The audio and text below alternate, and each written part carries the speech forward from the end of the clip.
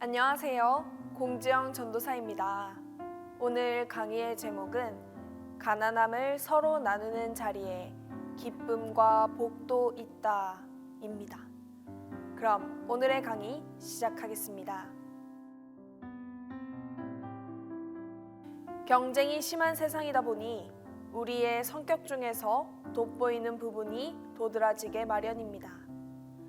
날마다 쏟아져 나오는 수많은 광고는 해당 제품만의 남다르게 뛰어난 특징을 소개합니다.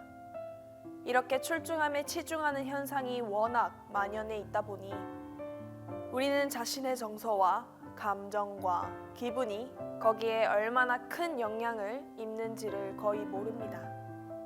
우리는 엄청난 에너지를 들여 자신을 다른 사람과 비교합니다. 그리고 자신이 어떻게 특별하고 어떤 부분에서 돋보일지에 신경을 씁니다.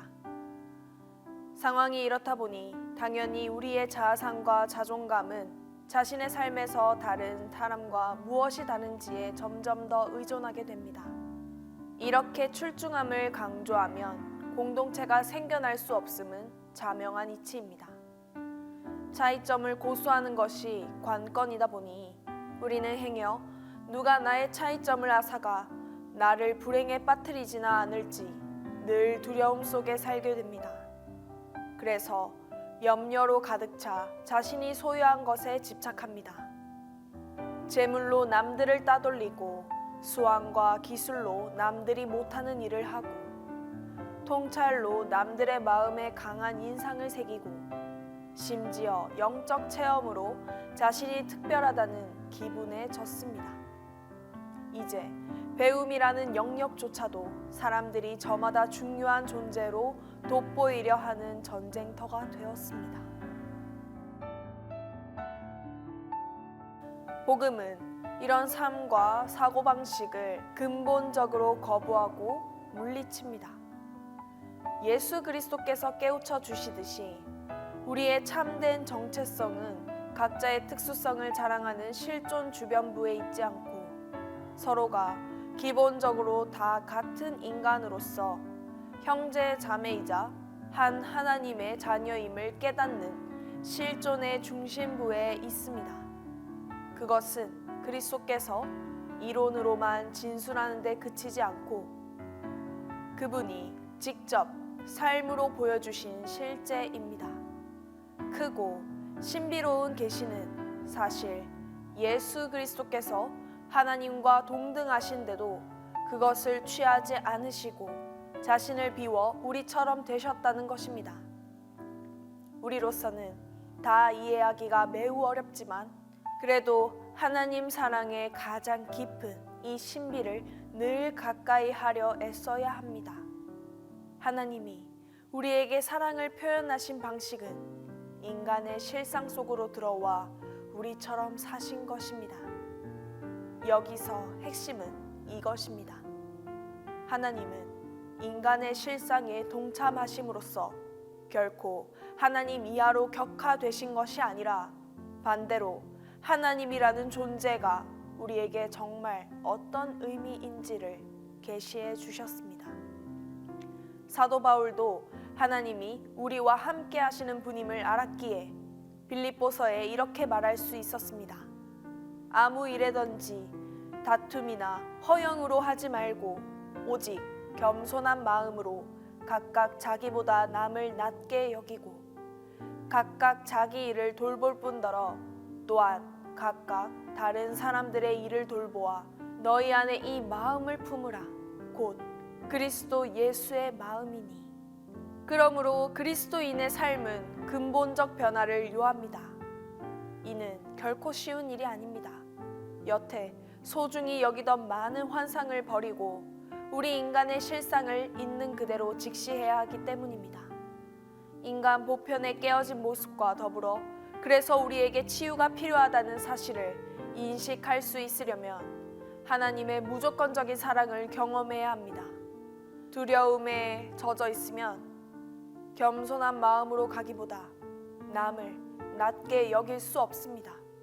그러나 하나님의 무한한 사랑으로 말미암아 두려움에서 해방되면 환상을 버리고 한껏 자유롭게 동일한 인간으로 살아갈 수 있습니다.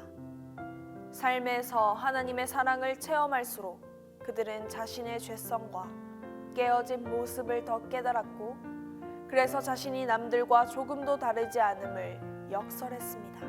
이것은 피악성 성격이나 자학이나 거짓 겸손과는 무관합니다.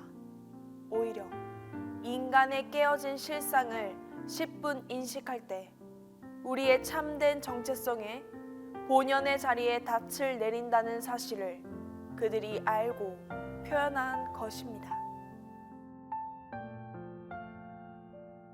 이 모두를 통해 분명히 알 수 있듯이 복음에 합당하게 그리스도의 마음으로 살면 거기서 공동체가 탄생합니다. 여기서 강조할 것이 있습니다. 공동체는 우리가 서로를 참된 정체성에 합당하게 대우할 때 실현됩니다. 또 하나, 공동체의 개념을 너무 서둘러 제한하지 않는 것도 중요합니다. 흔히 공동체 하면 한 집에 함께 살거나 모종의 공동생활을 결성하는 사람들을 떠올립니다. 그러나 교실도 공동체가 될 수 있습니다. 예배하러 모이는 사람들도 공동체를 이룰 수 있습니다. 서로 서신을 교환하는 사람들도 공동체일 수 있습니다.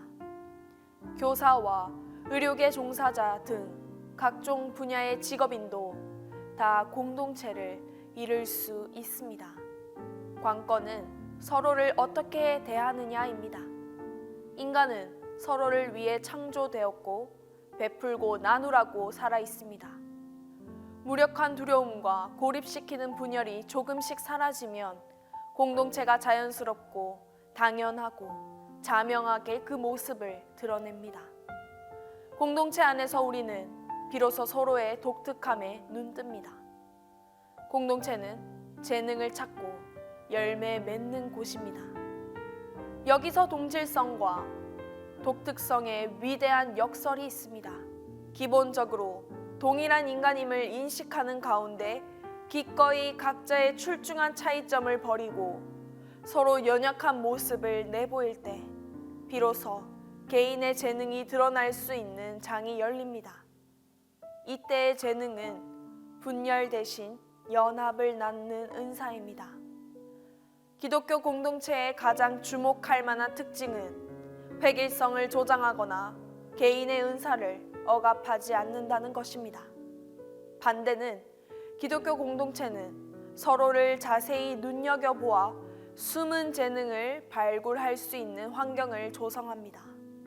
이 사실을 깨달을 때 비로소 자신의 독특한 재능이 다른 이들을 위한 은사로 보입니다. 공동체에서는 구성원 각자의 독특한 재능이 작은 돌조각같이 커다란 모자이크를 이룹니다. 작은 금가루도 멋진 벽화의 일부가 되면 훨씬 더 소중해집니다. 전체 그림에 꼭 필요한 일부가 되었기 때문입니다. 이것을 분명히 알면 서로의 은사를 대하는 우리의 태도는 감사가 주를 이룹니다.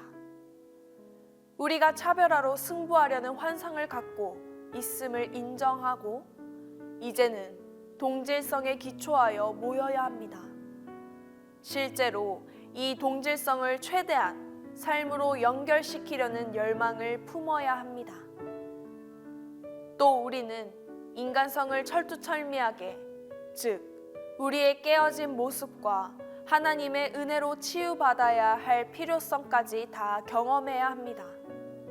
그러나 무엇보다 깨달아야 할 것은 바로 이 동질성의 한 가운데서 우리가 나누어야 할 은사와 서로에게 베풀 수 있는 재능을 발견한다는 것입니다. 이상 강의를 마칩니다. 강의를 마치고 난 뒤 기도 시간이 있습니다. 강의를 한 번 더 되돌아보고 기도를 통해 하나님께 내가 느낀 것을 고백하는 시간이 되시길 바랍니다. 이 강의는 유튜브와 교회 홈페이지에서 보실 수 있습니다. 감사합니다.